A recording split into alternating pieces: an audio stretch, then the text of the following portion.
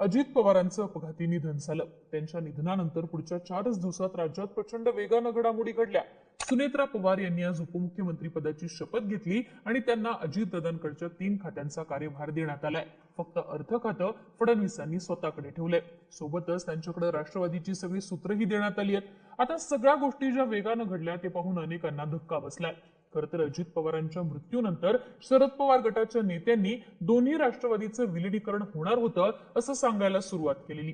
जयंत पाटील, शशिकांत शिंदे, अनिल देशमुख हे सगळ्यांनी हाच दावा केला होता. खुद्द शरद पवारांनी सुद्धा विलिनीकरणासाठी चर्चा सुरू होती असं वक्तव्य केलं. पण अजित पवार गटाचे 2 नेते असे होते ज्यांनी या सगळ्यावरती बोलणं टाळलंय. या नेत्यांचा राष्ट्रवादीच्या विलिनीकरणाला विरोध होता असं आता बोललं जातंय. महत्वाचं म्हणजे या 2 नेत्यांनीच सुनेत्रा पवारांचं नाव पुढे आणून त्यांना पक्षाची जबाबदारी घेण्यास राजी केलंय असं म्हटलं जातंय. दादांच्या माती सावडण्याच्या विधीनंतर हे दोन्ही नेते फडणवीसांना सुद्धा भेटले. त्यांनी निर्णय घेतले आणि सुनेत्रा वहिनींचं नाव फायनल केलं. हे 2 नेते म्हणजे अजित पवारांच्या पक्षाचे कार्याध्यक्ष प्रफुल्ल पटेल आणि प्रदेशाध्यक्ष खासदार सुनील तटकरे. खरं तर शरद पवारांनी राष्ट्रवादीच्या विलिनीकरणासाठी हात पुढे केला होता. अजित पवारही पॉझिटिव्ह होते, पण तटकरे आणि पटेलांमुळे हे होऊ शकलं नाही असं आता बोललं जातंय. पण सुनील तटकरे आणि प्रफुल्ल पटेलांना शरद पवारांचा नेमका प्रॉब्लेम काय? 2 राष्ट्रवादी एकत्र येण्याला त्यांचा विरोध का होता? समजून घेऊयात या व्हिडिओच्या माध्यमातून. नमस्कार, मी आरती आणि तुम्ही बघताय बोल भिडू. सुनील तटकरे आणि प्रफुल्ल पटेल गेली अनेक वर्ष शरद पवारांच्या सोबत काम केलेली, पूर्वी शरद पवारांची हक्काची म्हणून ओळखली जाणारी 2 माणसं. पण ही दोन्ही माणसं अचानक अजितदादांसोबत बंडामध्ये सहभागी झाली आणि शरद पवारांच्या सोबत असणारी ही माणसं कधी पवारांची नव्हतीच अशी चर्चा सुरू झाली. आता पुन्हा एकदा ही जोडी चर्चेत आली आहे. कारण अजितदादांच्या निधनानंतर सुनेत्रा पवारांना पुढे आणण्यात, त्यांना उपमुख्यमंत्री बनवण्यात आणि शरद पवारांना या सगळ्या प्रक्रियेपासून लांब ठेवण्यात या दोघांचाच हात असल्याची चर्चा आहे. आज सुनेत्रा पवारांच्या शपथविधीच्या वेळी सुद्धा त्यांच्या खुर्ची शेजारी या दोघांची खुर्ची होती. त्यावरूनच या दोघांचं वाढलेलं महत्व आपल्या लक्षात येतं. आता या सगळ्यात खरं तर प्रफुल्ल पटेल आणि सुनील तटकरे यांना शरद पवारांचा प्रॉब्लेम आहे हे स्पष्ट झाले.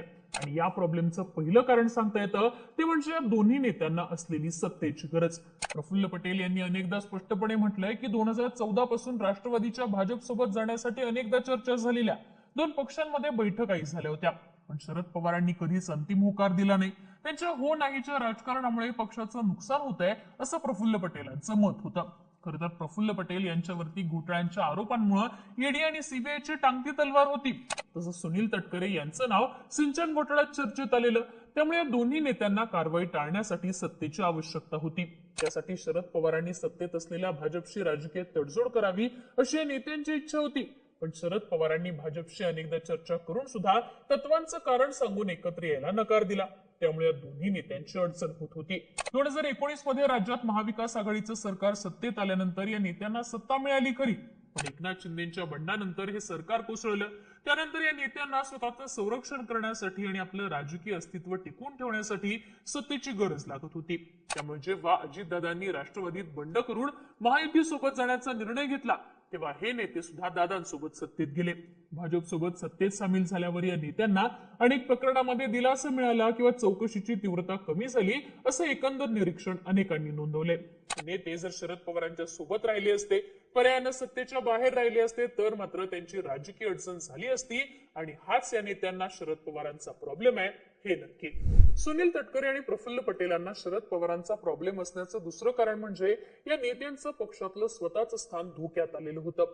मुळात प्रफुल्ल पटेल आणि सुनील तटकरे हे राष्ट्रवादी काँग्रेसचे ज्येष्ठ नेते आहेत. त्यामुळे शरद पवारांनंतर आपल्याला पक्षात महत्वाचं स्थान मिळेल असं या नेत्यांना वाटत होतं. पण तसं काही घडताना दिसलं नाही. प्रफुल्ल पटेल हे राष्ट्रीय राजकारणात सक्रिय होते. राष्ट्रवादी काँग्रेसचा देशपातळीवरचा चेहरा अशीच त्यांची ओळख. पण जेव्हा भावी नेतृत्वाचा प्रश्न आला तेव्हा मात्र शरद पवारांनी आपली कन्या असणाऱ्या सुप्रिया सुळेंना राष्ट्रीय राजकारणात झुकतं माप द्यायला सुरुवात केली. देशाच्या राजकारणात सुप्रिया सुळे या राष्ट्रवादीचा चेहरा म्हणून पुढे यायला लागलेल्या. त्यामुळे प्रफुल्ल पटेलांची अडचण व्हायला लागली. पक्षात भाकरी फिरवताना आपल्याला डावललं जाईल, भविष्यात आपल्याला सुप्रिया सुळेंच्या नेतृत्वाखाली काम करावं लागेल अशी भीती पटेलांना वाटत होती. त्यामुळे ते शरद पवारांपासून दूर होत गेले. दुसरीकडे सुनील तटकरेंची सुद्धा अशीच अडचण झालेली.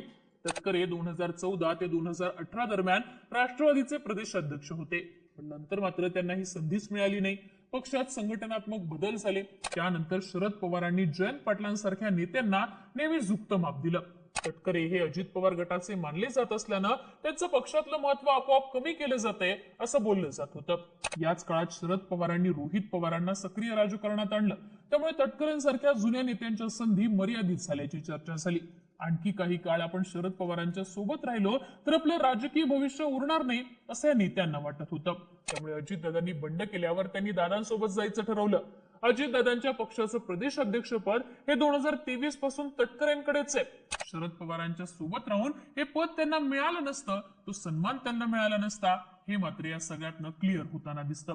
तटकरे आणि पटेलांना शरद पवारांचा प्रॉब्लेम असल्याचं तिसरं कारण आहे ते म्हणजे या नेत्यांना भविष्यातलं राजकारण सेट करायचं होतं.